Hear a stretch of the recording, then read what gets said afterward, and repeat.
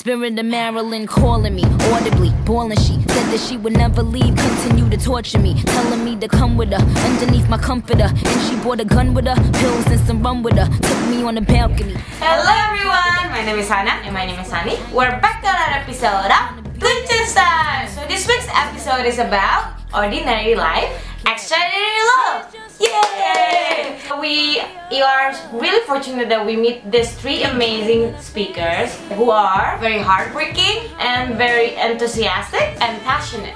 Our first guest speaker is Mr. Ahmad Lanang Sujanto. He is the head of research and sports information center for PT Tunas Bola and also a lecturer in University of Multimedia Nusantara, or UMN. He is also a lecturer in Budi Luhur University and also a managing editor in PT Tunas Bola. Our second guest speaker is Mr. Andi Bakhtiar Yusuf. He is a filmmaker and owner of Bogalakon Pictures. He was also a copywriter in Ogilvy and Matters and a copywriter at JWT. Our third guest speaker is Mr. Christian Gunawan. He is the editor and sports journalist for Bola magazine and worked as production supervisor for Design Works. What really special about our first guest speaker, Mr. Ahmad Lanang Sujanto, he started high school at SMA 47 or 47 high school at a physics program, and he got inspired by a novelist named Pramudia Anantatur, and he decided to enroll in University of Indonesia in the Faculty of Letters. It's like so different from what he took in high school. He took physics program, but then ended up in Faculty of Letter. But then he still loves sport. That's why while he's doing his university, he plays around with soccer a lot. And he felt the need of working, so he worked as an English teacher at LIA, and he got bored, then became a copywriter at tabloid Olahraga Bola. So he was doing this while he's still in university, and he got bored again and became a lecturer at several universities like BINUS or Bina Nusantara, my university, and he got bored again. So he decided that I should really go back to school. So he started a master's degree and learned his master's degree.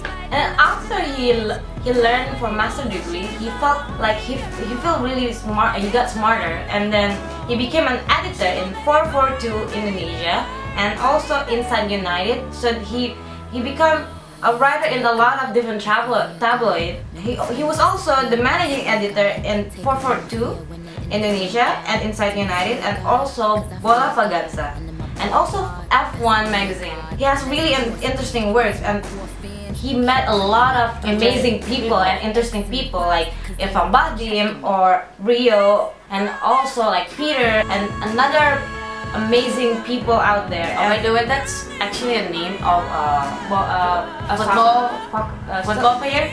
Yeah. And also he got bored again, and he became the head of research and development for Bola magazine. His main job is actually being a dad and a husband, so that's why he's really sweet, and that's why we say this is extraordinary love, because he loved being a dad and a husband, being there for his family. That's what's really special about him.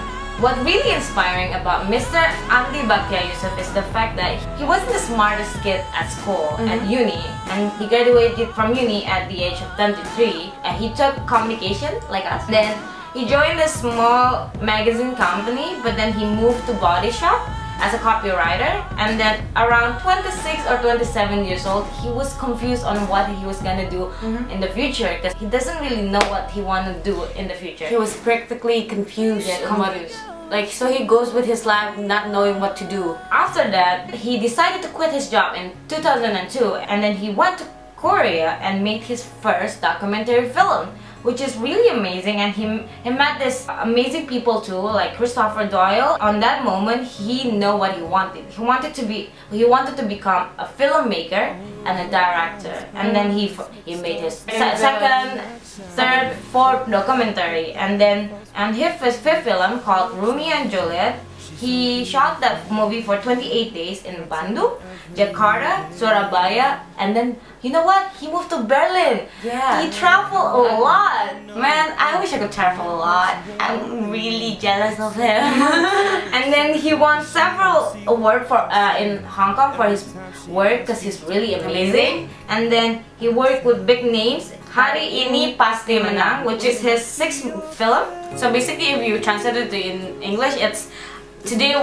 It's that we're definitely gonna win. Yeah, it's just an Indonesian language, but it's really something because he worked with big names such as Zendi Zain, Ibnu Jamil, Aryo Prabowo, and Matias Muchus, and many other amazing actors and talents. He also made his 7th film called Garuda 19 or Garuda 19. It is an adaptation from a book called Semangat Membatu, and he spent 37 days shooting in several places around Indonesia and other countries like Alors and other stuff. That's basically what really inspiring about him. Really awake us about Mr. Christian, you know, and it's the fact that he made this seminar about him into 3 different parts. First part, he said, life is about mistakes. He started his life with a beautiful mistake. His parents got married before never really getting into university. But he know that his parents are so hardworking, his dad is so hardworking, so he believed in his family. And his dad enrolled him in high school called Canisius. And it's one of the best schools.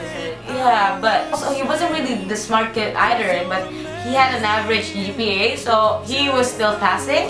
He went to Trik Sakti majoring in industrial engineering, but he going to the university. So it wasn't really much of what he wants in life, but then he just go through it. And the second phase, he said, love sometimes hurts. Ooh. So what he told us that he had a relationship with a girl for 2 years. He didn't even mention who, but he got dumped. He got dumped real bad.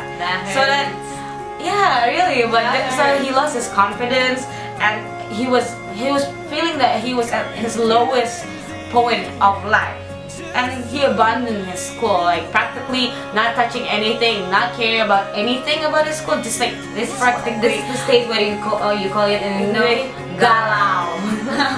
It's basically a state of deep depression because of something heartbroken. For some reason, he found a will and made it through. So he found his confidence back. Part 3. Love heals. Love heals. He gained his confidence back and finally graduated from his university. And he worked at plastic company and worked at advertising company, and as well as he worked as a journalist at Bola magazine. And you know what? He traveled to UK, United Kingdom, and met like famous football players there. It's like one of his dreams because he really loves football and soccer, and it's amazing that he got to travel to United